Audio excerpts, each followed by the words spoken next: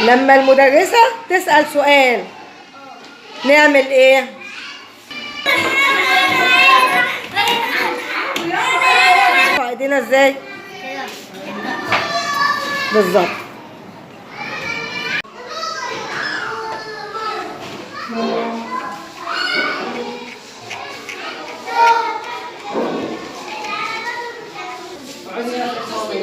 مين يا ولاد اللي شخبط على الترابيزه؟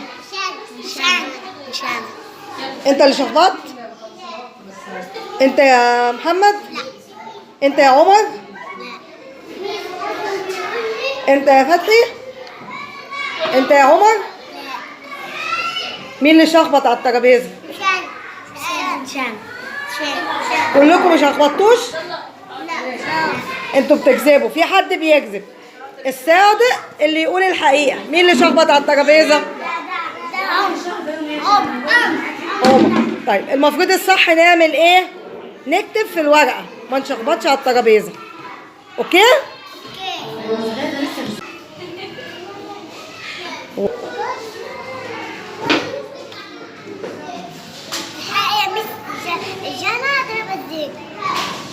المفروض ان انتي ما تفتنيش، الفتنه حرام. وانتي يا جنى المفروض ان انتي ما تضربيش حد، عشان ما ينفعش نضرب زمايلنا. تمام؟